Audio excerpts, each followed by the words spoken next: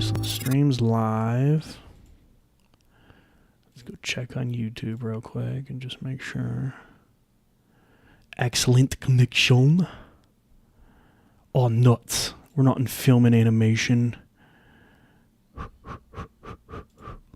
in sports. Okay, so that's live. Can you hear all of this right now, by the way? Is this all in the stream? No. Because I went and actually watched one of our previous streams, and there was a bunch of this stuff in the audio. It's on me the stream. explaining to you how we're going to do the start. And I got the same people who were like, dude, you literally are saying how you're going to start. And he goes, do you not know that you're already live? And I go, no, I know we're live on the stream, but if we have no one watching, it doesn't matter at that point. That's only for playback. I was like, I'm communicating with him on when we're going to start the recording of the audio. And I was like, so you hear us having a little weird conversation, but then I give him the cue to start, and that's us recording the audio. Right. And it just sounds like kind of goofy when you go back and watch the YouTube playback of that. Because all you hear is like, okay, let me click here and do this. And then I'm like, we're live in 3, 2, 1. And everyone's like, you're already live. It's like, no, I know we're... Until we were to get like a larger audience... It doesn't really matter. Doesn't matter. Yeah, exactly. Let's just do a quick Audacity test. Check, 1, 2. Check. Luna's 1, a Jew. 2. I don't know if we'll be able to hear this. Oh, it is playing back. That really caught me off guard. All right. So, the stream is already live. I was going to say... Hopefully that piece didn't go live into the playback, but whatever. No. I'm better than that. All right. Do you want me to do the intro, or how do you want to do it? Because I can do it if you want me to. Yeah, you can. So do you want to just stare blankly so I don't say anything then?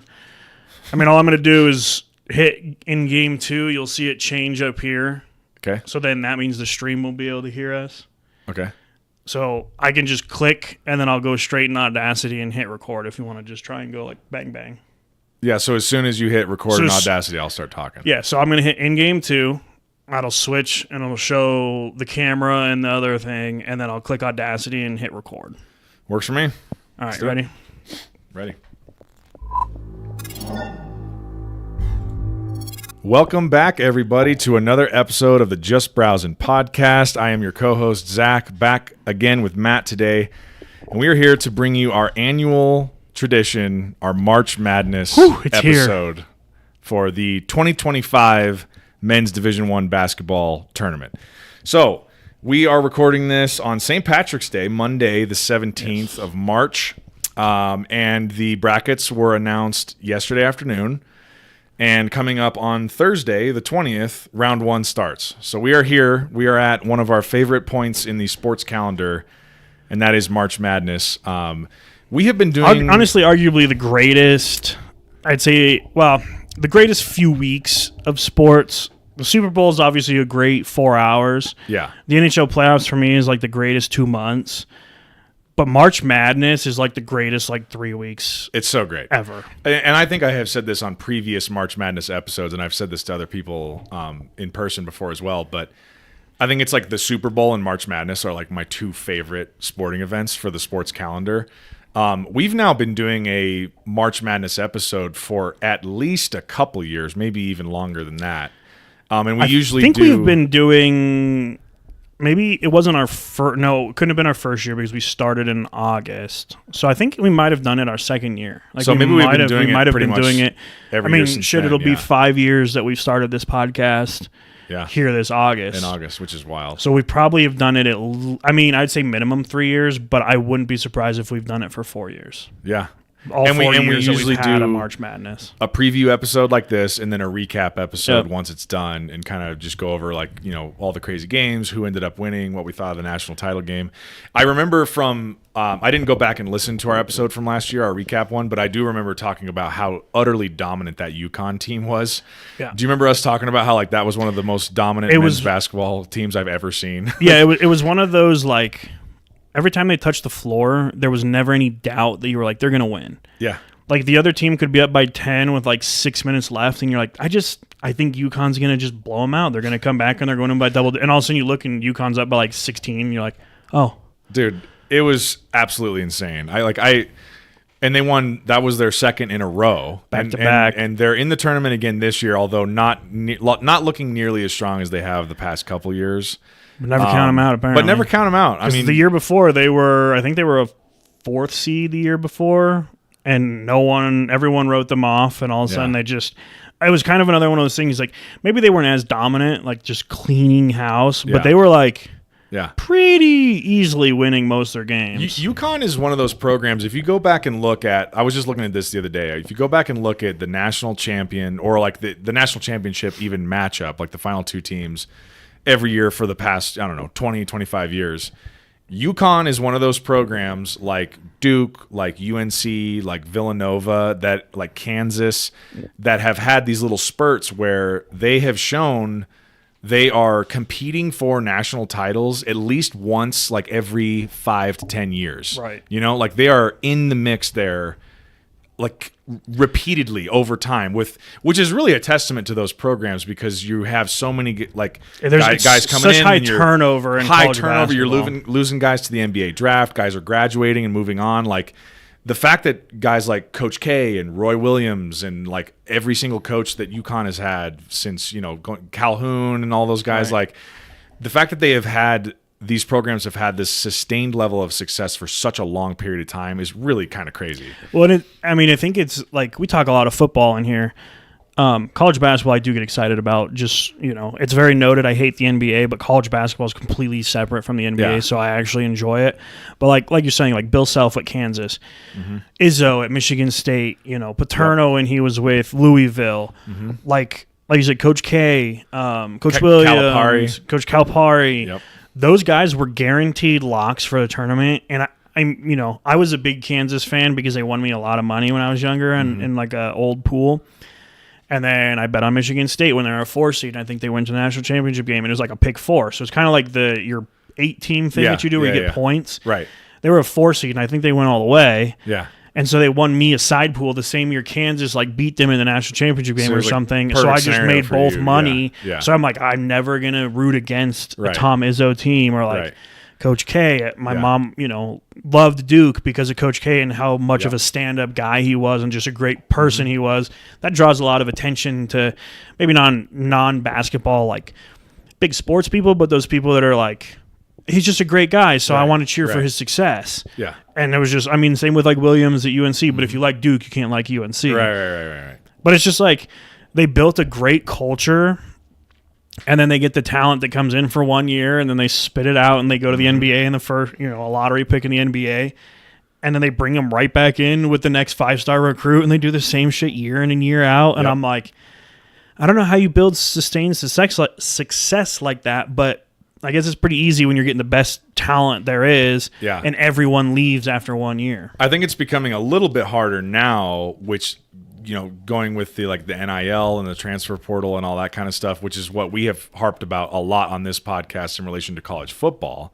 But the same thing applies to college basketball. So I think it's becoming a little bit harder to do that now. But, I didn't send it to you guys on Instagram, but I saw this little podcast interview with Rick Pitino, and he was talking about his experience coaching in the pros and in the European leagues and stuff in the past in his coaching career has put him in a better position to better navigate the current NIL transfer portal landscape that we're in college basketball today, because he's like, this is more similar to the European professional basketball style of I'm used to this. I can navigate this. Right, because there's no college over in Europe where they're you're not an amateur anymore. You're getting paid. Right. And we're gonna So if you have experience like that, it puts you in a better position to succeed in this current model than say someone who's used to the old school NCAA formula and is having a hard time coming to grips and kind of navigating this new landscape with NIL and transfer portal and all that. And I think NIL has less of a impact, and the same with the transfer portal, has less of an impact on college basketball, because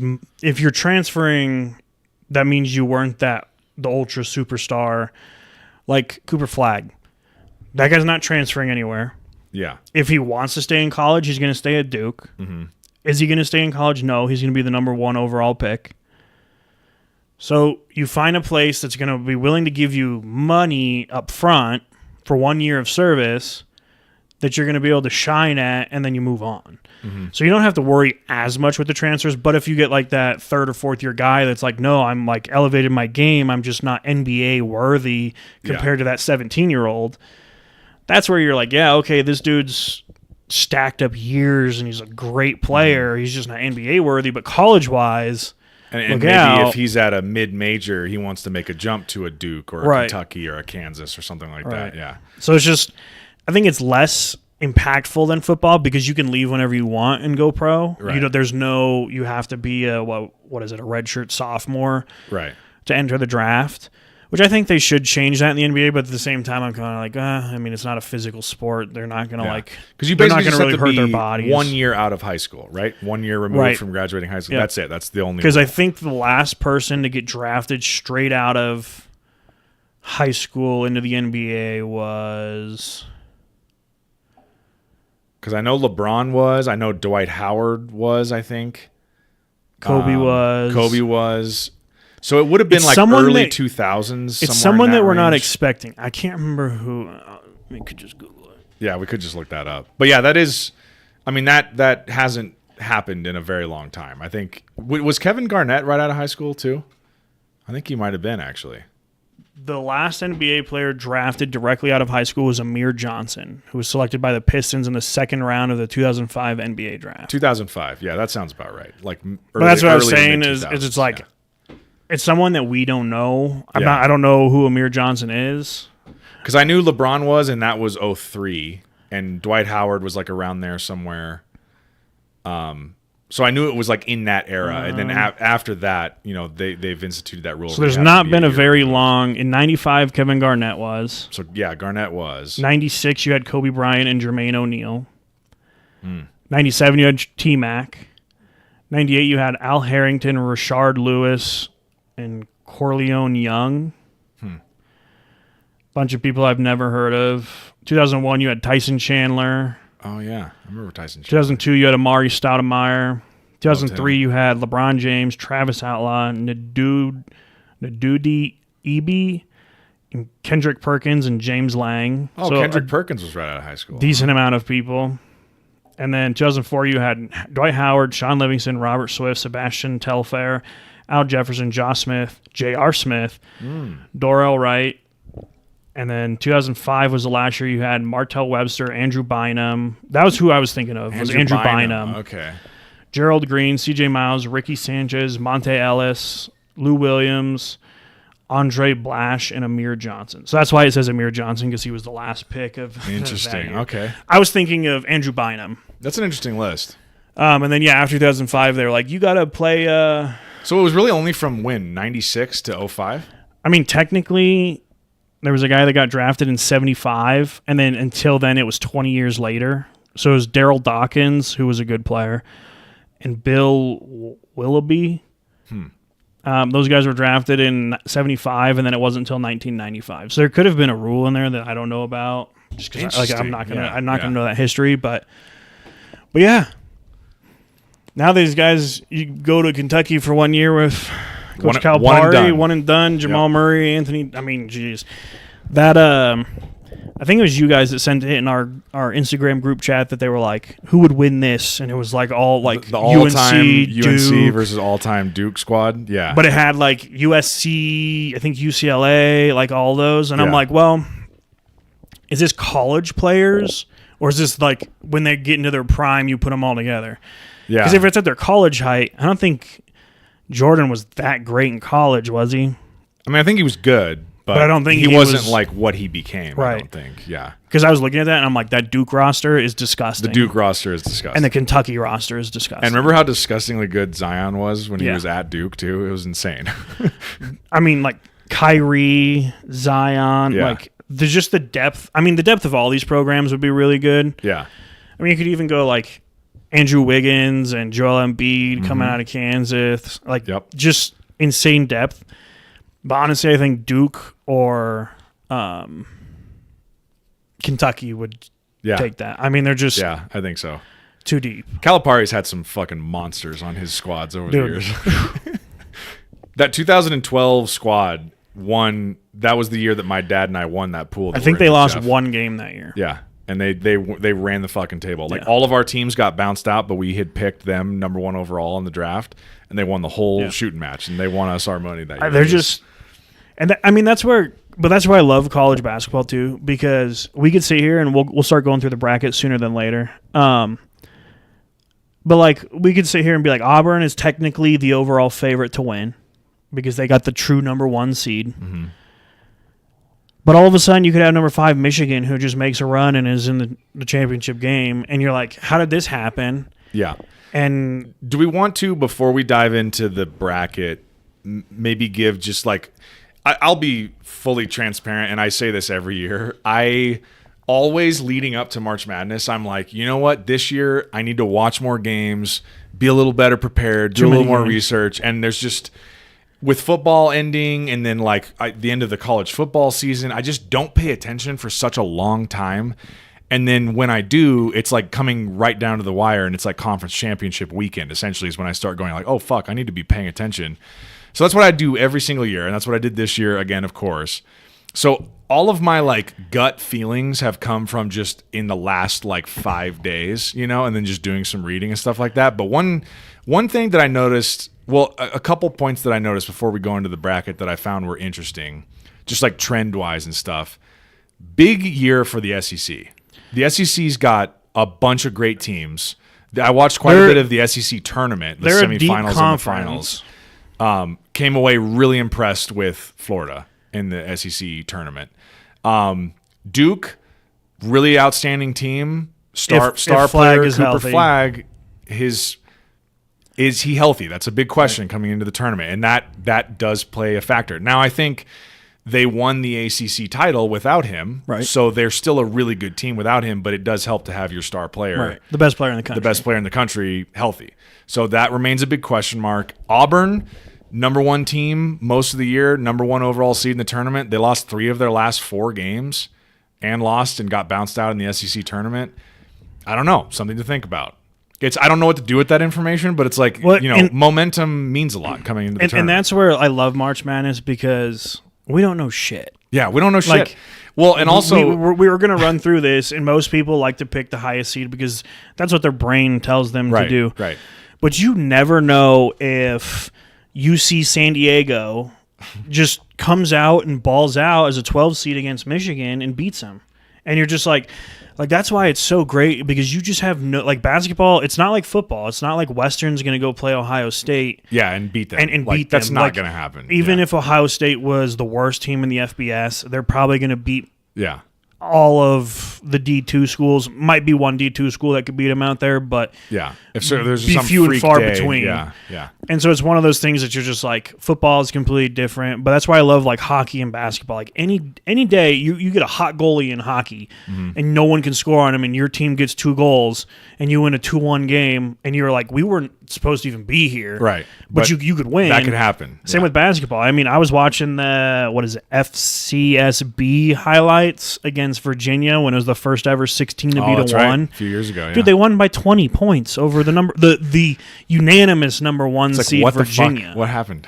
And everyone's like, what happened? And it was just, they were hitting all their shots and they were playing. Like, when you're a 16 seed and you got nothing to lose. You have nothing to lose. Yeah. The only thing... No one expects you to win. Right. No one expects you to win. Your coach doesn't even... You don't even expect yourself to win. Right. But if you go out there and you start playing well and you start to get that belief and you're like, hey... Get that hot hand. We're up by 3 going into half over a number 1 seed. They might start panicking in your locker room and you're just getting that like energy. Oh, we could do this. We could do this. And that's what makes college basketball so great. Or... It's great, man. I've never seen this in any other sport. You could be up by 15... And then all of a sudden the other team goes on a 12-point run. Mm-hmm. The building gets electric for their quarter of the fans, or depending when it is, their half of the fans. You get quiet. You call a timeout. And all of a sudden it's a tie ball total game. Momentum switch. And I saw that happen. It's just like energetic. Florida versus Tennessee in the SEC tournament. That happened. Tennessee went on an absolute tear. Florida was up big. They were up like 15. And Tennessee went on an absolute tear. All the Tennessee fans in the stadium were going fucking nuts. The atmosphere was crazy. Pretty soon, it's a 3-point game. And Florida's like calling a timeout. Like, what the fuck's happening? Hey, we got to stop this. Yeah. And I think that's what makes college basketball and March Madness just so great. It's like I saw a video of a Clemson fan, and they show them getting the 5 seed. And this will be something we could talk about when we get in the bracket. And they're just like, the guy filming and the guy in the video are just like, just not McNeese, not McNeese, not McNeese, because they're like I said, it could be a great team just in a bad conference or a lower tier conference. And those 12v5s are notorious for upsets. Who do they get? They get McNeese, and the Clemson fans, instead of being like, it's a 5 seed, we got the win. They're like, no, fuck. They're like, this is gonna be tough. Yeah. The other thing I want to touch on before we get into the bracket is a lot of backlash towards the SEC and the selection committee on the SEC getting so many teams in. They got 14 teams in. They said Texas doesn't deserve to be in, and UNC doesn't deserve to be in. That there's other teams, like West Virginia deserve to be in if we're looking at these strength of victories and stuff, all this, the metrics that they look at that I'm just like, it doesn't matter what I do because I'm here.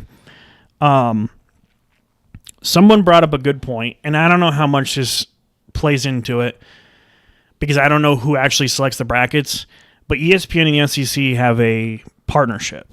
And if you've watched any basketball this year, the SEC has just been the talk of college basketball. Like, it's literally just been the SEC. And it's like, there's great conferences elsewhere. Like, the Big 12 is usually always a great basketball conference. ACC is usually always a great basketball conference. The Big 10 has, like, those years where it's like they got a lot of good teams, or it's like they got, like, 3 dominant teams, and everyone else is just, like, might throw an upset, but probably not. Yeah. But they were like, so people are like, it's the SEC just getting blown up by ESPN and, like, a kind of a weird partnership. And I'm like, well, I don't know if it's necessarily all of that. There's probably other deserving teams that should have been in over a few of the SEC teams. But, like, we can't dig too deep into this, because if ESPN's the one selecting the brackets, then okay. Yeah. We might need to investigate it because there's a partnership there. But if they're not and it's a different committee, ESPN is just the selection show. Yeah. Then, I mean, I see what people – I see the point there, because there is some of that ESPN sports media bias in anything. Like, there are stories that come along where it's just like they just latch onto something and it's all you fucking hear about. I mean, we've ranted about this on the podcast I've brought up, CU football over the past couple of years. Right, where that's all you see. They latch onto something, and it's like you turn on the TV, and anytime you're on a sports channel, it's just fucking CU football, Coach Prime. It's like, all right, we get it. So that I understand that, like, that sports media bias. I think part of it is just the SEC had a really great year as a conference, and the ACC, which is typically one of the best, if not the best, I'd say ACC and Big 12 are the 2 best basketball conferences. Yeah, and they had a down year comparatively speaking. So I think that played a factor. Like, the SEC had a bunch of really good teams this year. I think it's like half a dozen of one, half a dozen of the other, where it's just kind of one of those. I can see how you feel that there's a lot of bias here, but then when you go and look at it, and you go look at, like, but if you look at the rankings, well, I'm gonna pull up. Oh, well, they're not gonna be able to see it. I'll pull it up on this computer for like weeks at a time. Throughout the season, you would look at the rankings, and out of the top 5, there'd be like 3 of them are SEC teams for weeks at a time. I mean, like, the SEC has had really good, strong teams most of the year. Well, so how do you feel about this, though? So in the final rankings, you have Duke, Houston, Florida, Auburn as 1, 2, 3, 4, with Duke getting 49 first-place votes in the AP, but they're not the number 1 overall seed in the bracket. Did that happen after the conference championships? So this happened yesterday, I think. Well, this might have been today. So this is post. But this is post-conference championship, because Florida's above Auburn and Tennessee. I guess that would make sense, because Auburn didn't. Yeah, because Florida won the SEC and Auburn got knocked out. But here, let me go find the standings, because, like, I was like, I got to look into this a little bit coming into this. Where are you? It would help if you understood the alphabet and knew that the S was at the bottom. I mean, you have, like, Auburn, 28-5, 30-4 for Florida, 25-8 for Alabama, 27-7 for Tennessee, 22-10 for A&M, 22-11 for Kentucky, 22-11 for Ole Miss, 22-11 for Missouri, 20-13 for Arkansas, 21-12 for Mississippi, 20-12 for Georgia, 20-12 for Vandy, 20-13 for Oklahoma, 19-15 for Texas. So it's like Okay, that's a pretty solid conference. That's a pretty solid conference, but at the same time, you could probably go to another conference and you're like, there's a better team that has the same exact record that didn't make it. And so it just becomes like the whole like strength of schedule and strength of victories and, you know, all of that stuff. I didn't pay enough attention to UNC's season, but on the selection show yesterday, a few of their personalities were talking about like how much of a ridiculous pick it was to have UNC in the tournament. And like, there's no way they should be in the tournament. But I'm like, if you look at the ACC tournament, Duke beat them by like 4 points. I mean, that game was coming down to the wire, and Duke is the number one team in the final AP rankings of the year. I'm like, so UNC can't be terrible. But that's where it's like, you also have SMU in the ACC, and I don't think they made it, and they're 23-10. So why does all of the in the ACC, excuse me, for SMU, why does all of the SEC get to make it, but a 23-10 team in the ACC doesn't? Like, that's still I don't know. You know, so that's where people are like starting the arguments, and it's like, I think West Virginia was 19-13. They should have at least made it over Texas. Yeah. And it's like, Texas and UNC were the two names I heard thrown around a lot on Selection Sunday of like, these two teams shouldn't be in it. Right. I'm like, and I mean, they have play-in games. They have to play tomorrow and Wednesday. Right. But it's one of those things like, you could have a more deserving team that deserves to be there, but is it the brand that helps push it? And like, one year you could get it, like we thought this year for football, it was 100% correct for the 12 teams that made it. Yeah. It was just the seeding. You got 64 teams, right. Well, 68 teams that make the tournament. Yeah.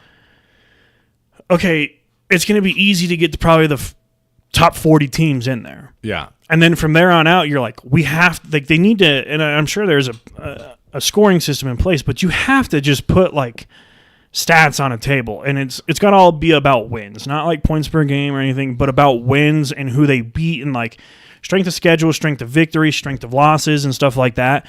You throw all that in a spreadsheet, and what you should do is, besides the automatic qualifiers, so the conference champions, you take out however many conferences there are in the conference champions, and then you just go 1 through 64. And you go, okay, all of our conference championships are in there, so now it's 1 through 64. That's our, you know, those are the 64 teams, or 1 through 68. Those are the 68 teams in there, and then you could seed them. Obviously, you can't have Alabama State ranked over Michigan, but I mean, there's got to be a way to like put this shit together in a fair manner. Another thing that I was going to point out too, and I mentioned this on the previous couple of years where we've done this episode, but one thing I like to do before filling out brackets is ESPN will post one big long article where they go seeds 1 through 16. So you can look at all 4 of the number 1 seeds, all 4 of the number 2 seeds, all the way on down the line to the 16. They'll give you a little like paragraph blurb about like, here's what this team, here's how their season was. Here, did they finish hot? Did they finish on like a losing streak? Here's their best wins, are they best down? losses. Yeah, best wins, best losses. Are they down a star player? Like, you know, Cooper Flagg is mentioned, the Duke one. Stuff that you should know if you're going into filling out a bracket. In case you're like me and you're like, I didn't really watch that much, so I don't know. Like, did Michigan finish on a high? Did they finish on a low? So then you fill it out and it all goes to shit because they all lose, and you're just like, well, all this research I did. One thing I was gonna say is like, I got down to like the 13 seeds or the 14 seeds, and I'm like, who the fuck are these schools? Right. There's a lot of them. One of them's gonna win. There's a lot of random schools that like I have not even heard of that are in it, and I'm like, all right. I mean, I know one of these 13s is probably going to win, and maybe one of the 14s might win. And shit, there's been 2 examples of 16 seeds winning, and multiple 15s in the past now. like 8 years. So it's like anything's on the table. I mean, I don't know who these schools are. I'm like, I don't know who the fuck these schools are. And some of them are like, this is their first or second year in D1, right? Yeah, or it's like exactly this is their greatest season they've ever had, right? And now they're going to go lose by 60 in the tournament, or they're going to go in and compete really well, and everyone's like, who is this? Yeah. And then it's going to be like Loyola Chicago. Yep. A couple years ago or whatever, with their sister, the like 400-year-old nun. Yep. No, I didn't know there was a Loyola Chicago, and all of a sudden they're just like a basketball powerhouse. Yep. Well, there's all those like Instagram memes about like it's like future used car salesman playing for some random 14 seed who's about to wreck your bracket on opening weekend. The white dude that drops. Some white dude who just goes drops 9 for 10 from 38 3 points in some random game and knocks off Kansas, and you're like, who the fuck is this guy? Right. Dude, the best is watching the old highlights when they used to wear like the really long shorts and went past their knees, and the white guy just pulls up and shoots a 3, and you're like, you didn't even leave the ground, dude. Like, and then it just drains it, and then he gets it, and he's like a logo 3, and I'm like, Steph Curry's nobody. Like, look at these guys. You want to know where they are? They're at CarMax selling cars right now because it hasn't closed yet. They still have 27 minutes till they close, and everyone's like, he's like, yeah, but you know what? In the 07 tournament, we beat number 3 Michigan State. Well, and you know what? Who did you play for? And he goes, Loyola Marymount High Point of the Deaf and Blind. And you're like, that's a school? They're like, it's like, yeah. There's 14 people there, and they're all on the men's basketball team. YouTube top finishes in the NCAA tournament over the last 10 years, and you'll see me on We were down 14 with 3 minutes left, and we came back to win by 1. It's like, what? And then we lost by 48 in the next round. All right. With all that being said, all that preamble, we are going to go and jointly fill out a bracket here. So before we do this, we should have done this at the beginning. If you would like to join, this is a free-to-join pool that we do. It's free. It's just for fun. It's for bragging rights for the Just Browsin Podcast. It's on ESPN. You can search Just Browsin Podcast, spaces between the words, and you should find our group. I will also post a link when we share on Facebook. The link will hopefully go over to Instagram, and we'll post a link on Podbean, so it should be in all of our descriptions that you can just click on and join through ESPN. You just need to have an ESPN sign-in, or if you have Disney Plus, that works as an ESPN. Join it's Just Browsin Podcast group on ESPN. Free. You good over there? I'm literally just trying to shift my fingers around, but it's so loud. I don't know if they can hear it, but I can hear it. So they're going to be like, why are they getting snippy with each other? It's so loud. But join it, share it with your friends, share it with your family. Again, it's just for fun, just for bragging rights. At the end of the tournament, we'll shout you out whoever wins. But yeah, it'll be in all of the descriptions for a link to the ESPN pool. And yeah, good luck and have fun. But yeah, we're going to go through the bracket now. Yes. But figured we should put that out there before. ESPN Tournament Challenge. Join the group. Have fun. What is it, a 3-bracket max? 3-bracket max. Okay. But that doesn't mean you can't fill out more and join other groups. Right. This is just our group. So yeah, go fill out some brackets. Join. Have fun. Like I said, it's free. Everything's free with ESPN set up. So join and let's have some fun. All right. Without further ado, should we start making And for those of you listening, we are streaming on YouTube at Just Browsin. We do have the bracket up, so we're going to be scrolling through the bracket, clicking it, and picking our quote-unquote Just Browsin winner. So yeah, without further ado, we've got number 1 seed in the entire tournament, Auburn, playing Alabama State or... I was going to say, what is that? St. Francis? Yeah. St. Francis St. Francis, Pennsylvania. Auburn versus TBD. St. Francis, Pennsylvania, the Red Flash. Okay. They're 16 and 17, so they have a losing record. Another example of me being like, who is that? I've never heard of this. Imagine they win and they beat Auburn. Everyone's going to be like, who? Yeah, you're like, what? And that one guy's like, yes. I think without further ado, we're going to go ahead and select Auburn. Yeah. Like we said, Auburn did not finish the year particularly well, finished losing 3 of their last 4 games and did not win the SEC tournament, but was pretty much the unanimous number 1 overall team most of the year. Yeah. They're very strong. So yeah, I think I can confidently say they'll probably win their first opening round. I can confidently say someone in that bracket pool will win the game. We got number 8 Louisville versus number 9 Creighton. 8-9s are always these are kind of we did this last year. We're going to pick 2 number 8s. We're going to pick 2 number 9s. I'm a huge Louisville guy though because of Pitino and his career there. I'm happy. But I also like Creighton. Yeah. I think Louisville's. I don't know. I just like Louisville.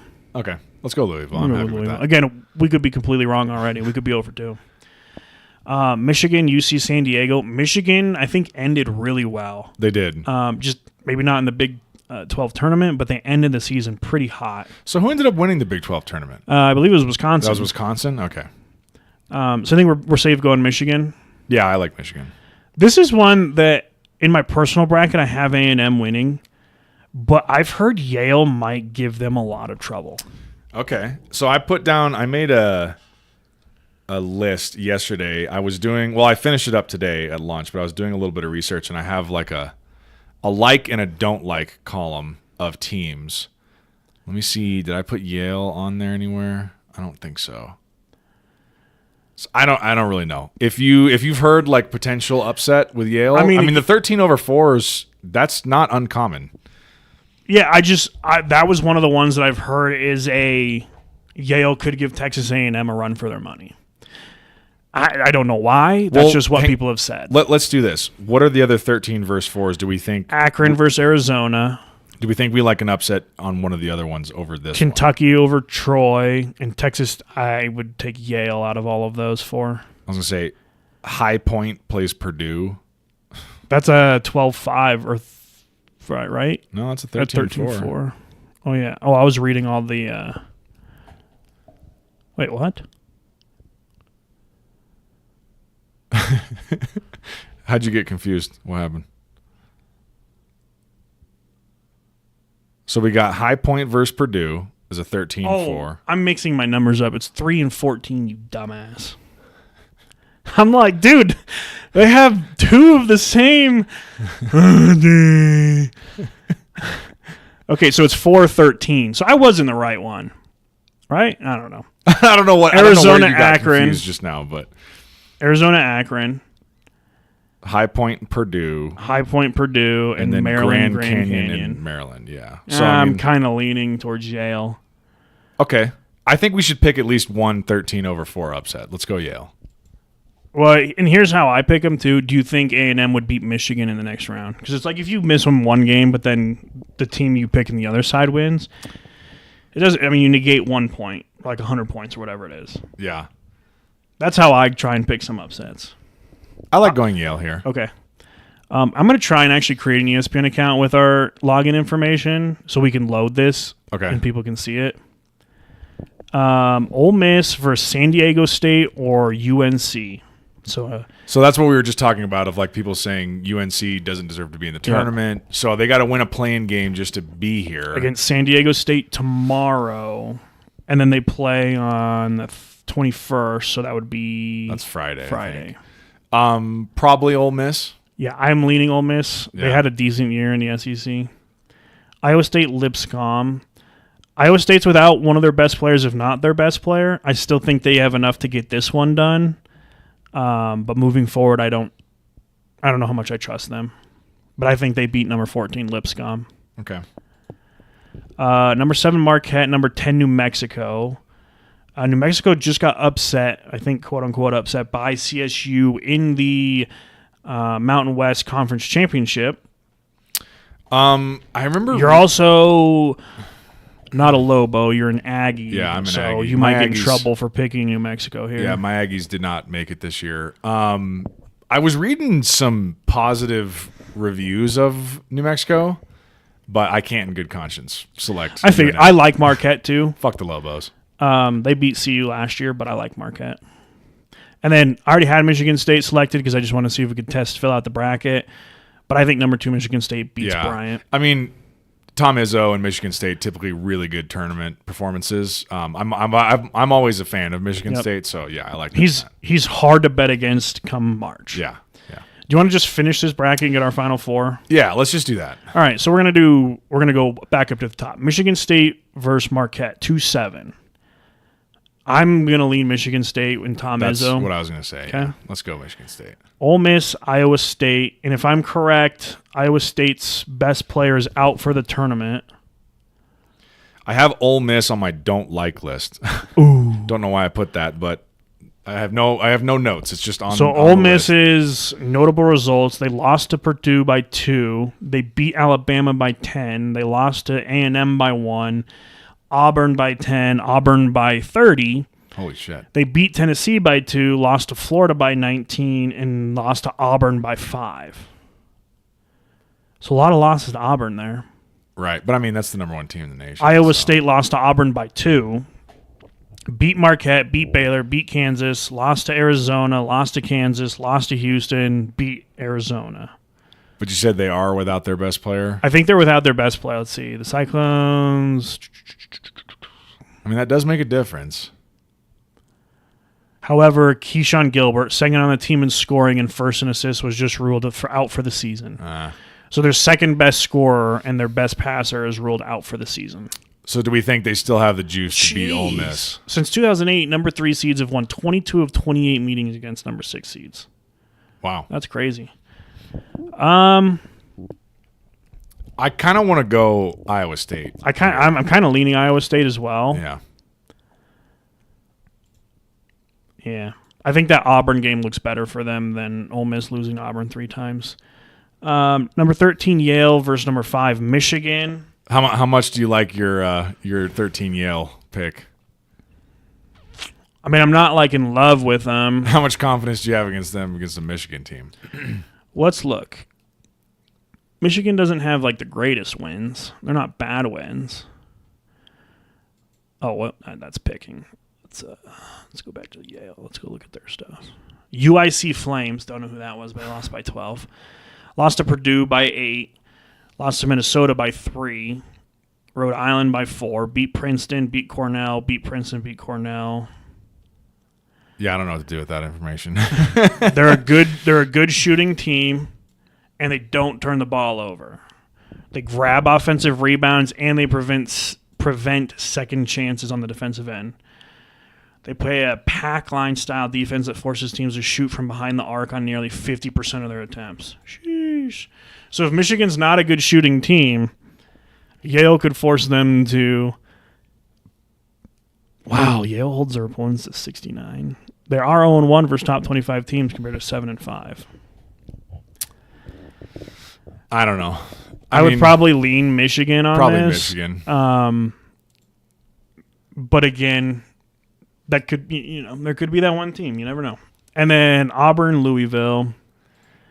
I have a feeling, even though Auburn didn't finish the year all that great, they are still deserving of that number 1 overall seed. Like, Auburn was pretty legit all year. See, this is where I argue against it. They lost to Duke earlier in the year by 6. So. Duke is also fucking legit, though. But so Duke won the head-to-head, so they should have gotten the bump. That's what I'm saying. Oh, that's what you're saying. Okay, yeah. Okay. But so their losses are to Duke by 6, Florida by 9, Bama by 2, Tennessee by 5. That's 4 of their 5 total losses this year. Well, and like 3 of those happened right at the end of the year, too, I think. Didn't they? I believe that was 3-8. Because Bama and Tennessee, Tennessee was 2 was days ago that was the in tournament. the SEC title or the semifinal. I think. Yeah. I think Auburn's a good pick. Yeah, they're still legit. Auburn. I think they'll get it turned around. Michigan. I think Auburn. Yeah. Michigan State, Iowa State. I'm gonna have to go Michigan State. I was gonna say I like Michigan State in a matchup like that. So now we got number 1 Auburn versus number 2 Michigan State. Can you pull up Michigan's key notable results? So Michigan State lost at Kansas back in November by 8. That's kind of a hard game to put any steam on. That's a long time ago in the season. Beat UNC, beat Illinois twice, beat Purdue, beat Maryland, beat Wisconsin, and then lost to Wisconsin, who was the eventual Big Ten winners by 3. So that's a pretty good schedule. One of the deepest and most resilient teams in the NCAA tournament, with multiple players that can take over a game at any moment. Michigan State plays a suffocating brand of defense, keeping high-scoring teams in check, grabbing defensive rebounds, and running the floor for fast break points. I think I'm going to go Michigan State, to be honest with you. I like Michigan State. I think I'm going to lean in on that. All right, do we want to do... So that was the South region. Do we want to do the East, or do we want to do the left side of the bracket first? Yeah, let's do the West, I guess. Okay, so here's the West, which we should have looked at. There's games here in Denver. There are games here in gone. Denver, yeah. Or I guess we could still we still can. Tickets are probably very expensive, would be my guess. Florida versus Norfolk State. I'm going to go Norfolk State on this one. Dude, I'm very high on Florida going into I'm this going to go to tournament. Florida as well. UConn, Oklahoma.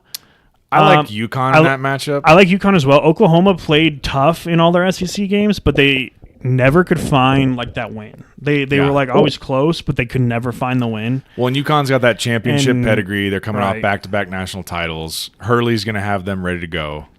They may have not had the greatest season this season, in comparison to the last two, but I think they're still going to be pretty scrappy. Now we got 5 Memphis versus 12 Colorado State. This is kind of one of those toss-ups in my opinion. Like, I'm a CU fan, but I still cheer for Colorado State, and I might lean on taking Colorado State. I was trying to see if I had one of them written down. I don't know if I do. I mean, that's a 12-5, right?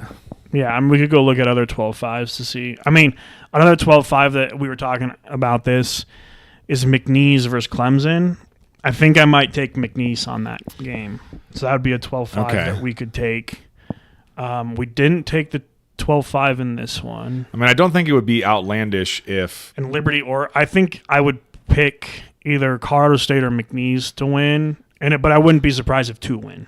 That's what I was going to say. I wouldn't be surprised if there were 2 12s that won.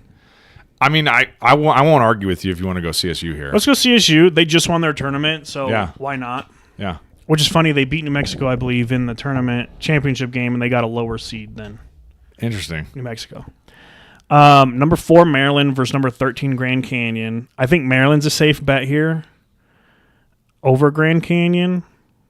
What is Grand? 26. Well, that's just another one of those things that Grand Canyon's been in a few tournaments. They have. They just don't have, their biggest win is against St. Louis. It's really hard to beat Stanford by 7. It's really hard to look at the schedules for some of these non-Power 5 conference teams and try and figure out all right, well, what is this telling me? I don't really know what to do with this. Grand Canyon played 0 top 25 teams. Yeah, that's really hard to. I think BPI rank Maryland's 13th, and they were 5-5 versus top 20. I think we go Maryland. Yeah. Missouri versus Drake. I think I had something written down. I had Missouri, and I think in one of my personal brackets, I have them going decently far. I have Drake written down as a team that I like. Okay. Well, I'm fine with taking them as But I also have Missouri as a team that I like, so I don't know. Let's preview. Let's do a deep dive. So Mizzou's losses were to Illinois and Auburn and Tennessee and Kentucky and Florida. What are their overall record? 22-11, 30-3. Okay, let's go see. Yeah, Drake's pretty scrappy, I think. Drake lost. They beat Miami, beat Vanderbilt, beat K-State, beat Murray State. So they lost to Murray State.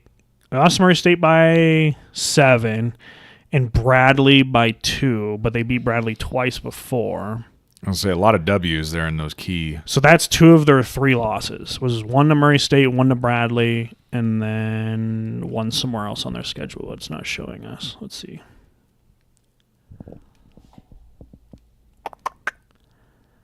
I mean, an 11/6 is not that outlandish. I just don't know. Oh, let's scroll down to there. 0-0 versus top 25 compared to 5-5. But they hold their opponents to 58 points per game. But again, they're playing in a much lower. I don't care. I'm down for whatever. If you want to take the 11/6 here, let's go Drake. All right, fuck it. Make the bracket interesting. Let's just do all upsets. Number 3, Texas Tech versus 14 UNC Wilmington. I'm gonna go Texas Tech out of the Big 12. Yeah, I like that. I think they were actually a top 4 team for a month or 2 towards the end of the season. So pretty safe there. 10-7 Arkansas versus Kansas. Bill Self versus Coach Calipari. And I'm kind of leaning towards Arkansas here. Are you? So I had them under a don't like column. But I also have Kansas under. I have Kansas versus Kansas. I have Kansas under the don't like as well. So we got to pick one of the don't likes. So let's do a little deep dive. Let's see what their key wins are and stuff. Because again, a lot of this is I didn't put any notes down. I just put based on what I read, I'm like either I like it or I don't like it. So Kansas beat Duke. Okay. Got smoked by Iowa State. lost in a close one to Houston, then beat Iowa State, lost in a close one to Tech, lost in a close one to Houston, beat Arizona, then lost to Arizona. Those are their, notable. So all teams that are not a single one of these teams isn't in the bracket. Right. Arkansas lost to Illinois, lost to Tennessee, lost to Florida, beat Kentucky, beat Texas, lost to Bama in a close game, lost to A&M in a close game, lost to Auburn in a close game. Yeah, see, what I was reading is Calipari's first year at Arkansas has not gone very well, and the little write-up on ESPN was not super confident in them. That was just my impression, I think. I mean, honestly, I don't think there's a wrong pick here. Kansas was hyped up to be this unstoppable force this year, and they haven't done much. They've underperformed, I think. So, but Arkansas is the same thing. Yeah. I like calling them Arkansas, by the way. It is Arkansas. I know, I'm not dumb, but it's Arkansas. I like Kansas in this matchup, personally. St. John's versus Omaha. Probably St. John's. Okay, I like that. St. John's versus Kansas. I'm going to go St. John's here. Yeah, probably St. John's. I just think Kansas is not that strong this year. Texas Tech versus Drake. I kind of feel like you got to go Texas Tech here. Yeah, that's fair. I'm fine with that. Maryland, Colorado State. I had Maryland on here, and I did add one note as a potential sleeper. Okay. ESPN was calling them out as a potential sleeper pick. So I'm assuming you want to take them over CSU. Let's do Maryland, yeah. And then you said you were high on Florida, but Florida UConn. I'm real high on Florida. Okay. I watched them in the SEC tournament, and I came away highly impressed with them, and especially in the championship game. I watched their semifinal and their championship game, and I'm like, this team's fucking really good. I was super impressed. So how do you feel then against your sleeper pick, Maryland? See, I filled out one bracket so far on ESPN Tournament Challenge, and I had Florida winning the whole thing, so I like Florida. Hear that, folks? If you want to beat Zach, just pick anyone but Florida. Texas Tech, St. John's. Now, on this one, I don't have a strong feeling either way. I do have St. John's under my like column, but I think I have Texas Tech as well. So St. John's has lost 4 games this year. One of them was to Baylor by 1, and that was back in November. And that is Rick Pitino, by the way. That's right. Texas Tech, they lost to Iowa State by 1, Arizona by 9, Houston by 8, and Arizona by 6. So St. John's, maybe? I kind of like St. John's. Why not, dude? I haven't heard St. John's in a while. Let's pull for Pitino. But now I'm going to guess you want Florida. I mean, I want Florida, but what do you think? I mean, are you as high on Florida as I am? Not necessarily. But again, in this, I'm kind of cheering for St. John's because I like Rick Pitino. I mean, again, I'm not married to the Florida thing. Well, and this isn't your bracket either, right? So it's one of those you kind of care less. We can come to a compromise. I'm happy to go. Let's take St. John's. Okay, let's do St. John's. Let's do St. John's for the people. Because didn't we have Auburn going already? Oh no, we had Michigan State. We have both twos. All right, yeah. So we're switching it up. Michigan State versus St. John's in the Final Four. Ooh, Rick Pitino versus Tom Izzo. We've seen this before. I kind of want to lean to St. John's just because I think that'd be a lot more of a Cinderella story. It's kind of like a little bit of a Pitino comeback story too. I kind of like that. Let's go St. John's. Fuck it.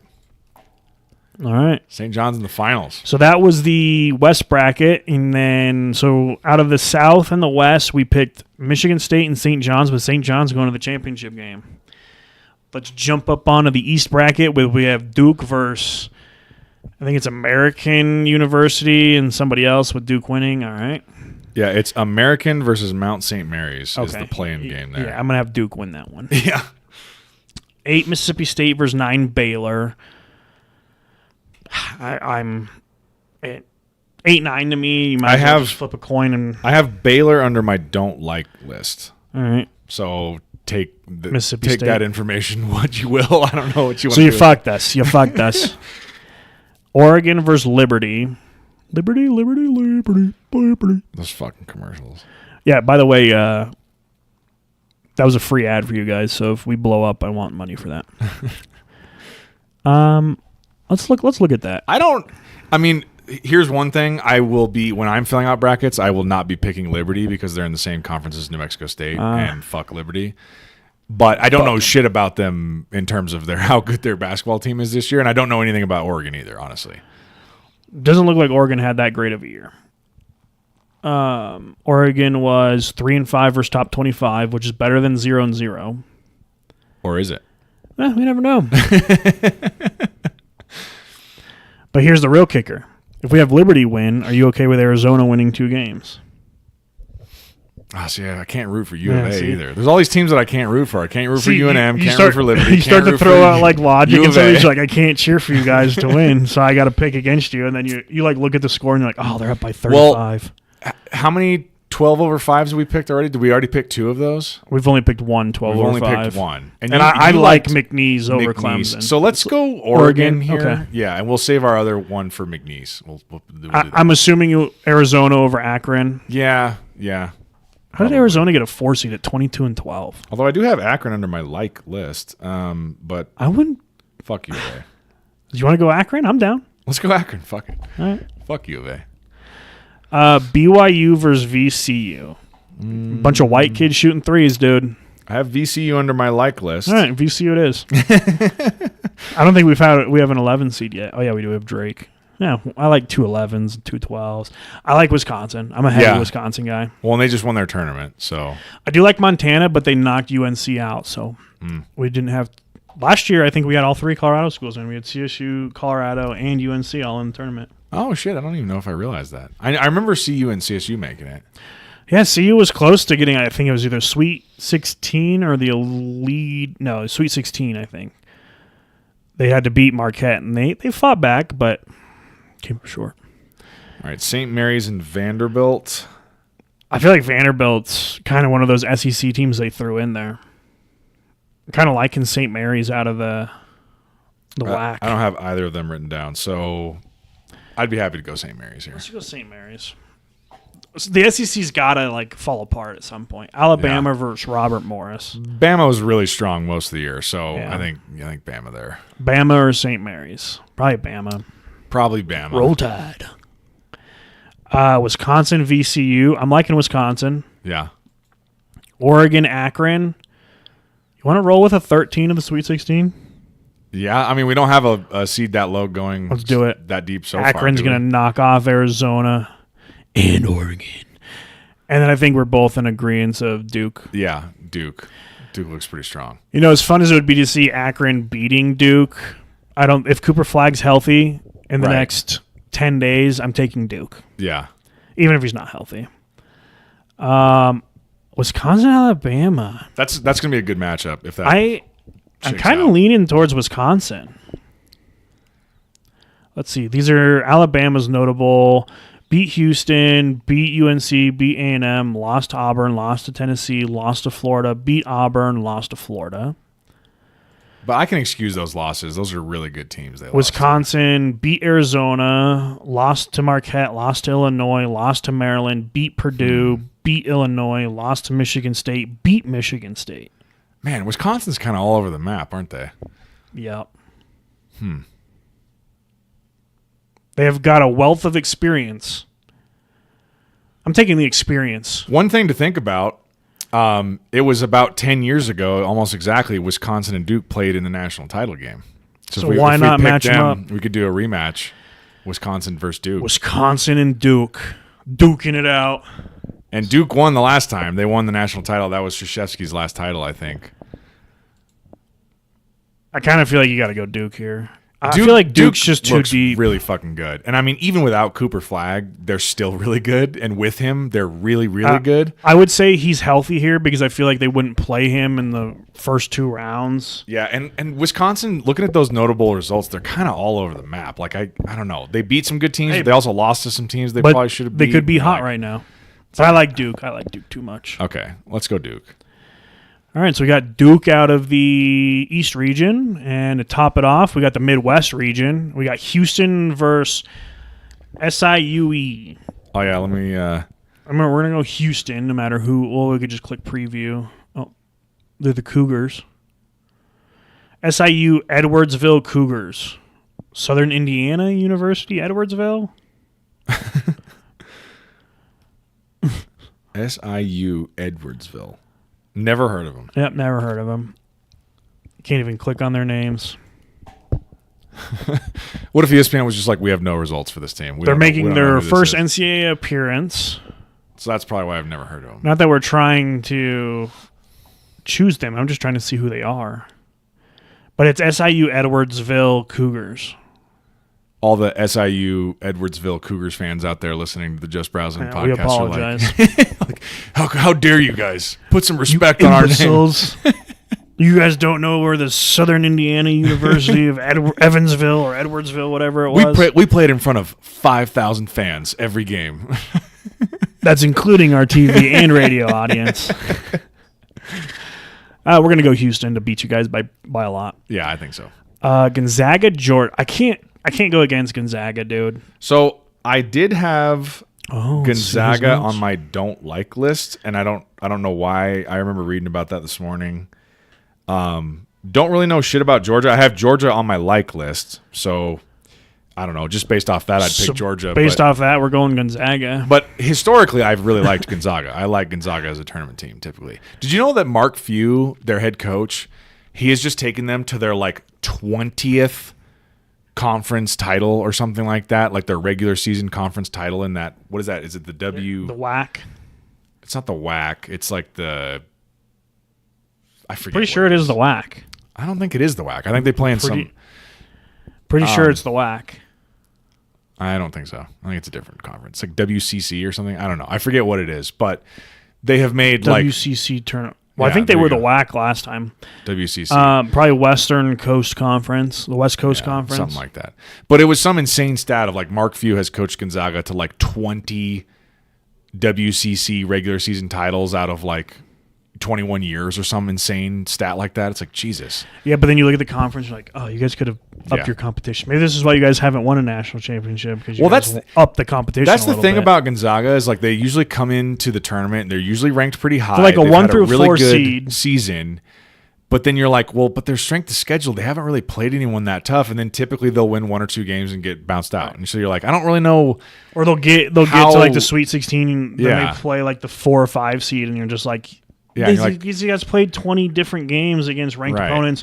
You guys played 4 all at the beginning of the year. Right. Yeah, it's hard to have faith in Gonzaga going really deep, but I think in an early round matchup like that, they could beat Georgia. All right, I like McNeese over Clemson. If you like McNeese, you're pretty confident on that one. Let's go McNeese. I'm confident they're going to win the whole thing. Wow. McNeese fans. You put any money on that? Just Browsin fans. We're going to be good fan. Could you imagine they win? McNeese is that's their new podcast. Those guys. We get legions of McNeese fans. And then they're one question though. And I'm yeah. They're where's McNeese? I'd be pop quiz. Where's McNeese? And we're fuck. Well, probably in the streets celebrating. And they're yeah. And I'm whew. All right. Dodged a bullet. All right. Purdue versus High Point. Probably Purdue. Got to go with the Don't even know who High Point Boilermakers. Purdue they graduated. I don't know if he graduated, Edey. but he went into the NBA. That Zach Edey guy, that 7'9" fucking dude who just dominated. No one could guard him last year. You just throw the ball into him and he does this. Dude, did you know Florida, wherever they travel, they have the tallest guy in the state? Oh, really? I don't know if he's Canadian or if he's French, but he's 8'9". They showed him doing a drill and he just dunks like this. He doesn't even move. He's just That's so insane. And dude. I'm why wouldn't you play him? All you got to do is tell him to stick his hand up. Yeah. If he can palm the ball, you throw the ball up to him. He grabs it and just turns around. Yeah, no one can guard that. That's the easiest cheat code ever. Well, no one could guard Edey last year. Well, was Edey 7'6"? Is that how tall he was? Something like that. He's very tall. He's pretty tall. I don't think he's 7'4" or something like that. He was very, very, very fucking tall. But he was really good too, very offensively talented. That guy was a fucking dominant force. He's really good for college. He's 7'4". 7'4". He's really good for college, but his NBA game just hasn't translated yet. Yeah. That typically happens with stuff like that, yeah. All right, we got Illinois versus Texas or Xavier. Man, I'm a big Xavier guy too, and I can't stand Texas. Did I have Illinois on here anywhere? I don't think I did. I don't know. Texas is one of those teams that they were saying shouldn't they don't deserve be in to be tournament. in the tournament. But I guess we'll assume Xavier wins the play-in game. So do you like Xavier over Illinois or? The other, like vice versa. I think we go with Illinois. Okay. The Fighting Illini. Kentucky versus Troy. Probably Kentucky. I think they had a pretty good year. I don't have either of those teams written down. I think as I read the descriptions for both of them, I was like, We'll just go Kentucky. Kind of a tepid reaction for both of them. My biggest thing is you got SEC versus Troy. I don't know who Troy plays. I think New Mexico State, once upon a time, maybe when I was still there, played Troy in football. They might still be in that same conference. Yeah. UCLA, Utah State. So how did Utah State get a higher seed than CSU and CSU won the conference and had a pretty decent record? I don't know. Let's look at Utah State's notable losses here. Yeah, they lost at CSU. You know who's not in here is Iowa. Yeah. But you know what? I'd be okay with taking Utah State in this. I don't have either of them written down, so I don't know. So Utah State it is. Sure. Tennessee or Wofford? Wofford. I'm going to take Wofford to beat Alabama in football this year. Tennessee also looked really good in the SEC tournament. They're a strong team. So Tennessee versus Utah State. I like Tennessee. Yep. Kentucky, Illinois. Do we want to go two SEC teams matching up against each other, or do we think... I think that's more plausible to have Kentucky beat Illinois. Yeah. You think the Illini can't fight the Wildcats? No. Good enough? The Wildcats are too wild. The Illini couldn't fight well enough. You know what? I kind of want to go McNeese here as well, but we also have a 13 seed here going, fuck it, dude. Why not, right? I mean, you got to add a little spice into the bracket. Let's take McNeese to play Houston. Okay. You like that?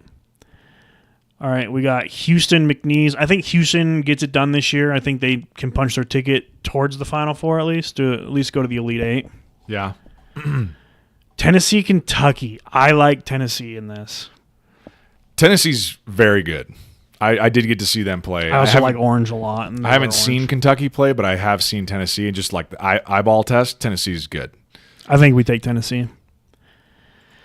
Tennessee versus the best team in the Big 12, Houston. And Houston's one of those teams, too, that they were like pretty consistently in the top 5 all year long. 30-4. Their losses are to Auburn by 5, Alabama by 5. And then they beat Kansas, Arizona, Iowa State, Texas Tech, Kansas, Arizona, and won the Big 12. They're good. Tennessee beat Baylor. Illinois lost to Florida. Wow, lost to Florida by 30 back in January. What happened there? Lost to Auburn by 2. Then they beat Florida by 20 a month later. So strange. Beat Alabama by 3, then beat Auburn by 3, then lost to Florida in the championship game by 9. And that was a hell of a game. That's a very inconsistent. Very inconsistent. In big games. But I'm kind of leaning Tennessee here. Yeah. I like Houston, but I think, I'm going to go Tennessee. Okay. Houston choked last year. They hurt my heart. Okay, Duke, Tennessee. I kind of think it'd be fun to see Duke versus Rick Pitino. St. John's Duke in the national championship game. That'd be sick. Who would have thought? Historically, I've liked Duke a lot. In that like rivalry of, who do you like, UNC or Duke? I've always been a Duke guy. I've always liked Duke a lot. Let's go Duke. Let's assume in this scenario Cooper Flagg is healthy and playing. Let's go Duke. Duke or St. John's in a national championship game. I really like that Pitino comeback idea. Dude, like that comeback story idea of like he takes St. John's to a national title. But also Duke winning without Coach K would be a sweet and kind of a small comeback of their own. And like almost exactly 10 years from their last title, I think. Because I think it was 2015 is when they won it last. That was that year they beat Wisconsin. Unless I'm forgetting about one. I think that's the last time they won. So that'd be kind of like what we pointed out in college football this year where it was 10 years exactly to Ohio State's first national title in the college football playoff, and then they won again in the expansion for the first year. I don't know. History has a weird way of coming back around like that.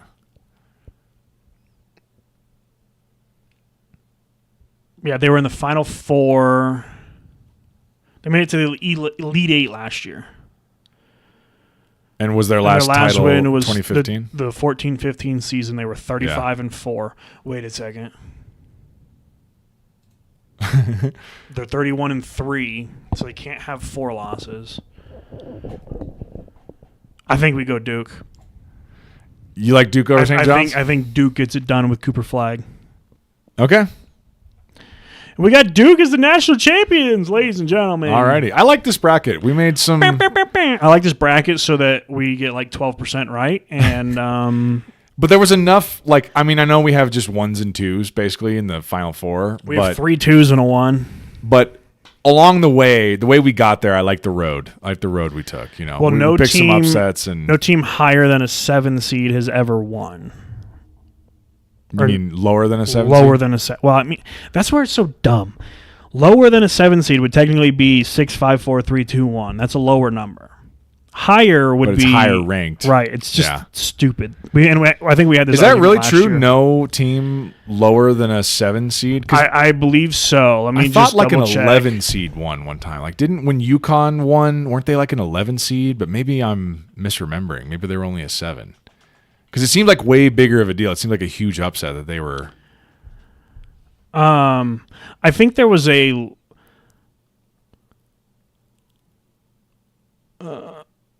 Well, that was an 8 seed Villanova in 1985, but I don't think that was a 64 team bracket. Also, maybe since it's been the 64 team bracket. Lowest seeds to win March Madness make Final Four. Yeah, that's what we want. Butler was the 3 other 8 seeds have made the title game but failed. So Butler in 2011, Kentucky in 14, and North Carolina in 2022 were all 8 seeds that failed. And they made what? The championship or Final Four? They made the championship game. Wow. And they're as 8 seeds. As 8 seeds, and they all lost. It says the lowest seed to win an NCAA championship was Villanova in 85, but I don't know. And what seed were they? They were an 8 seed. An 8 seed. So really, like, no one lower than an 8 seed has ever won, sounds like. Which that's... I mean, it makes sense statistically speaking, but that's kind of crazy to me. Because I thought there was like an 11 seed that won at one point, but maybe I'm just thinking of like deep runs where teams have made it to the Final Four and stuff. But maybe 85 was the first year, so maybe that's okay. Maybe 8 seed in the first year of expansion was the one to win when Villanova beat Georgetown, and that was 85. In 1985. Wow. Lowest seeds, 11 is the lowest seed to make the Final Four. So that's what I was thinking. LSU in 86, George Mason in 2006, VCU in 2011, Loyola Chicago in 18, UCLA in 2021, and NC State last year. Wow. In addition to these are number 11 seeds, for NC State, they number that big 10 lefty. Syracuse made a run to the Final Four, and 16 is a 10 seed. Lowest seeds to make the Sweet 16, including St. Peter's, 4 number 15 seeds have made it to the Sweet 16. Florida Gulf Coast in 13. That was the Slamma-Jamma where everything was just an oop. Oral Roberts in 21. Who did they beat? St. Peter's beat Villanova, right? Villanova or Georgetown, and I don't remember who Princeton beat a couple years ago. Those were 15 seeds that made the Sweet 16. That made the Sweet 16. Jesus. And then you had 2 times the lowest seed has ever made it to the round of 32. It was in 2018 when the University of Maryland, Baltimore County, UMBC, beat number 1 overall seed Virginia by 20, 74-54. To become the first 16 seed to ever beat a number 1. And then in 2023, 5 years later, Farley Dickinson upset the number 1 seed Purdue by 5. That's right. And then they both lost in the round after. So, I mean, there's been a few deep runs lately that... Remind me again what you just read. The only 2 times that a 16 has beat a 1 were which years? Was 2015 was the first year ever when University of Maryland, Baltimore County, UMBC, beat number 1 Virginia by 20. And then in 2023 when Farley Dickinson beat Purdue. So it was 2015 and 2023. 2018. Oh, 2018. 2018 and 2023. So 5 years later. Yeah, it's crazy that it had never happened, and then it happened twice within 5 years. Yeah. And then a 15 seed had never been to a Sweet 16 game until Florida Gulf Coast in 2013, and then it happened 3 years in a row. Oral Roberts in 21, St. Peter's in 22, and Princeton in 23 all made it to the Sweet 16 as a 15 seed. I mean, it stands to reason the more years we do this, the more likely that right. shit like that's going to happen. That's the law of numbers. Right, yeah. Eventually, the dam's going to break. Yeah. Because you knew it, that whole 16 over 1, it had never happened. That was the thing that everyone kept saying. It's never happened. Right. It's it's never happened in 35 years. But if you play this for 100 years, it's going to happen at some point. So maybe, I don't know. I don't know what I was reading about the 7 seed, but something was 7 seeds. So yeah, I mean the 8 seed. Well, I mean it's not far in off. 1985 seed, so. won. I'll have to see if I can find that and send it to you. But it was something about 7 seeds and some problem with them, or no team lower than them has won or something. But I mean, an 8th seed won in 85, so right. We weren't even thoughts at that point in time. We were still in the ether. All right. Well, I'm happy with that bracket. Yeah. So we have Duke beating St. John's in the national championship. The Dukies are on fire. They're the Blue Devils, actually. I just always think of Dick Vitale just screaming into the mic. So on ESPN Tournament Challenge, it has 3 teams listed here for the highest. It shows all picked champions out of all the brackets that have been submitted so far. 25% of all brackets submitted so far have Duke winning, and we just added to that. 20.7% have Florida winning, 11% have Auburn winning, 8.6% have Houston winning, and then everything from then on out is 5% or less. So the favorites are definitely Duke, Florida, Auburn, Houston. St. John's is up there. St. John's, 5% of all brackets have picked St. John's. Michigan State, 4.5%. Tennessee, Bama, Kentucky, Wisconsin. So, I mean, we'll see. There are, usually they all have 0.1%, but Lipscomb, Bryant, UNC Wilmington, Montana, Robert Morris, High Point, and Troy all have 0% to win. Wofford has 0.1% to win.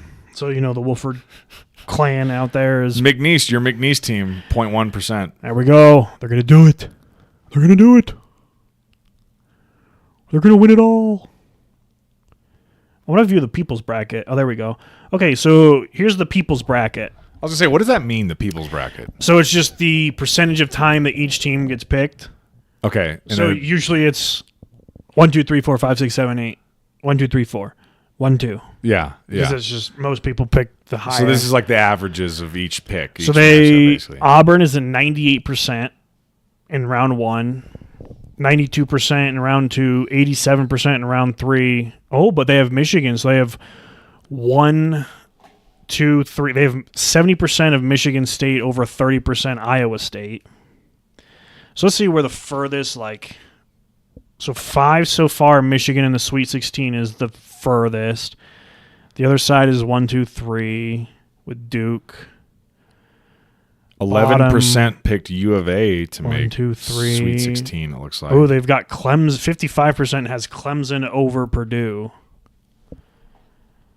So what's the biggest upset? Oh, I don't see a single.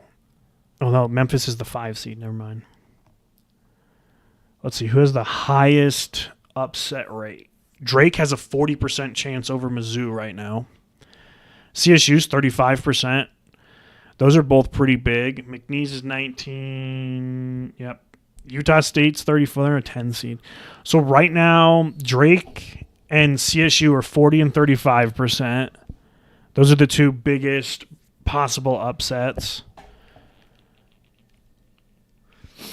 Yale's at 23%, so that's not bad. Yeah, it's just people like to pick, they get in their heads and they're the higher ranked team, they should beat them. Mm-hmm. And that's just not how this goes. Yeah, the people's bracket, the Final Four is Auburn, Florida, Duke, Houston. Yep, all number 1 seeds. Championship game of Florida and Duke, with Duke winning. Which is surprising because Auburn should be technically the number 1 seed over, but when you get to all number 1s, then it just becomes who you think. Right. So it'll be interesting, but yeah, we have Duke winning, our Just Browsin podcast bracket. I'm going to try and create an account and get that submitted for us. And yeah, I'm excited. Games technically start tomorrow, but they're playing games, so no rush to get your brackets done. We have what they call the first 4 games, so that'll be tomorrow night and Wednesday night. 2 games tomorrow and Wednesday, and then tip-off is, I believe, at like 10:45 a.m. Mountain Time on Thursday. And then it's just... And that's when you got to have your bracket in by tip-off of 4 days Thursday. In a row of chaos. Of greatness. I love it. So again, if you want to join the bracket... It is Just Browsin Podcast on ESPN. We will link the link to join the group on the podcast description, so you should be able to copy that and go there. If you have experience with ESPN, you should be able to find us by just searching us. We'll try and spam that link everywhere, so Podbean, iTunes, Spotify, hopefully, and everywhere you listen. The link is in that description, so you should be able to just go from there. And we hope to see a bunch of you join. If not, oh well. We'll have fun doing it anyways. Yeah. Yeah, please join if you're hearing this before Thursday. Create an ESPN account, or if you have one, go to ESPN Tournament Challenge and join our group and fill out a bracket. Again, it's free. You can submit up to 3 brackets. The more people we have competing, the more fun it'll be to see how everybody does. It'd be much funner. Be much more funner. So then our recap episode will be fun to kind of go through. Obviously, if we have more people join the group, we have a lot more brackets to look at. But yeah, this will be fun. I think this year in particular, more so than years past in recent years, seems way more open to me than... It makes for a lot of unknown. Like, there's a lot of unknowns. I think there's this. Like 2 or 3, maybe even 4 teams right up at the top that are really strong, and then the rest of it is just like, I don't know. Right. Then there's a handful that it's like, if they're on, they're going to beat anybody. Yeah. And there's a handful that it's like, don't sleep on them. And then there's a handful that it's like, you guys are on a pedestal, but we don't expect you to stay there. Yeah. Well, it's not like last year where you went in and you're kind of just like, if UConn's healthy, they're just going to steamroll everybody. Run over everybody. And that's what they did. We've talked about this before, too, on previous episodes of this, but like, a lot of times, as everybody who's watching the stream or is watching this later on sees, like as you go through and make these picks, you can click on the little preview and look at the notable wins and stuff. Almost every year we look at that. Like, it helps somewhat, but there's so many times where you look through it and you're like, I don't know what to make of that. Like, what the fuck does that tell me? Like, these numbers don't mean anything. They beat some really good teams where you're like, ooh, that's impressive. And then a few of their losses, you're like, well, they shouldn't have lost to them. That's a bad loss. They lost by 20 here. You're like, I don't know what the fuck to do with And then you see a win, you're like, that's a great win. You're like, that was back in November. Right. And it's like, if it's in November, it might as well have been 3 years ago at this point. That's a long time ago in terms of the season. So it's like, I don't know if this is helping me or not. Then Thursday morning, you'll wake up and your champion, they'll be like, Cooper Flagg is out for the remainder of the tournament. Like, well, and there goes that. I will be very interested to see how well Duke performs without Cooper Flagg, whether it's just for like the opening round or the whole tournament, whatever happens. They did pretty good in the ACC championship. I was going to say, they won an SEC or an ACC championship without him, so they're obviously still pretty damn good. But, it helps to have the best player in the nation on your team and healthy and playing. So we'll see. I don't know. And like Auburn and Duke are the 2 teams that I really want to have my eye on of like, how do they look? Because Auburn did not finish with very good momentum at all. They lost 3 of their last 4 games. But they're still one of those teams that you're just like, you're such a deep team that it's like you just got to get hot in your 1 versus 16 game, get that confidence going a little bit, and then you could go on a roll. Right. So, yeah, anyway, starting Thursday, there's basketball games on all day long for like 4 straight days. It's great. It's going to be amazing. We'll go checkbook out for the sports book. Within 4 days, we go from 68 teams? Well, I guess 64 teams down to 16, right? Aren't we done into the Sweet 16 at the end of the first weekend? We'll be, because day 1 and 2 is around a 64, so that cuts you down to 32. So then Saturday, Sunday goes from 32 to 16. That's right, yeah. So within 4 days, we go from 64 teams to 16. Yep. Well, just like that. It's like happens. It's so good. But then you're just like, because then on Monday, Tuesday, then I think it's a break till Thursday, Friday again, and then it's Thursday, Friday, Saturday, Sunday. Yep. and that gets us down to the final 4, and then they move it, and then it's a little bit longer of a break. Right. I'm excited. I'm ready. Let's go. Let's fucking go, baby. This is fun. Sorry we did not. Ideally we're going to do our little dinosaur conspiracy episode last week, but again, just scheduling is like, life gets busy and we weren't able to schedule it. So, and then with March Madness coming out, we wanted to get this episode up and pushed out before the tournament starts. So we will be back with our tinfoil hats. Yeah, well, we'll be back with a March Madness recap once the tournament's over. So we'll recap the tournament, go over who won the national championship, all that good stuff. But in between now and then, we'll meet and we'll do some conspiracy episodes. With tinfoil hats. Yeah. Because they're fun. They're fun episodes. They're fun. They're not going to be 100% serious, but like 63% serious. Well, it's so funny. We were actually, our plan was to do one the week following our poker night that weekend. Mm-hmm. And I was talking about like having some drinks and stuff for the podcast. And I'm like, God, I need to not have any alcohol give me like 2 weeks. Like, sobriety. But now I'm far enough away from poker night that I'm like, okay, the ghost of that hangover is gone now, so I can actually let's have drinks and entertain the thought of drinking again. Talk about non-existent dinosaurs. Yeah. So that'll be fun. We'll bring some. I still have some of your Coors Lights. I'll bring those back over here. And, I still have a whole fridge full too. We'll crack some cool ones and talk about fucking dinosaurs. That'd have to be like a Friday night or Saturday night. I can't do Friday nights. We got softball. Yeah. Unless we want to do like a uber late. No, let's do a Saturday night. Just roll from sportsbook. Just roll from sportsbook. Uber from sportsbook. Where you guys going? We're gonna go talk about dinosaurs being fucking fake. But before we do that, I'm going to hit 3 more tequila shots, and then we're going to go. And then we're going to walk back to my house and talk about dinosaurs being fake. So that'll be fun.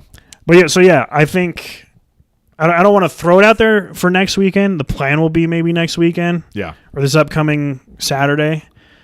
If nothing's going on, we can try and do a little tinfoil hat. Dinosaurs are fake. Do we want to actually... I need to look up how you make a tinfoil hat. I need to get my arts and crafts on.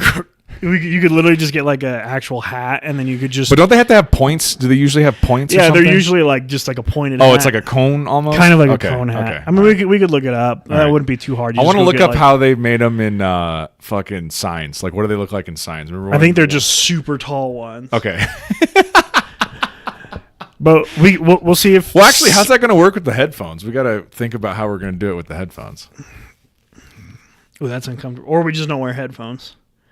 Yeah, we'll have to figure that out. Well, we can play around with the idea, but if we don't wear tinfoil hat, or you just put it on like the top right here. Yeah. Although I don't know about static. We'll figure it out. Worst comes to worst, we're not wearing tinfoil hats, but we have them on the table. We at least have them nearby. And we're going to be having some drinks and just having fun. So we'll figure that out on the schedule. If we can make a Friday or Saturday night this upcoming weekend work, great. If not, it might be the weekend after. But either this weekend or the following weekend, tune into the live on YouTube. It's going to be a fun time talking about dinosaurs and how they're not real and how fossils don't exist. And just having a good time. So tune into that next episode. Like I said, it probably won't be this Friday night for sure. But I would say either this Saturday night or the week after, Friday night or Saturday night.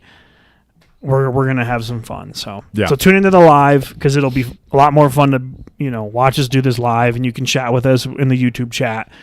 Yeah, hopefully if we get some people in the stream too, that'll be a good one to chat about because people can fire up some comments. Maybe we'll see if we can get some guests up here too, or I can figure out how to get like Discord in here or Zoom, and we can get some guests to show up. So that's what you got to look forward to is dinosaurs being fake. Coming to you live here in the next couple of weeks.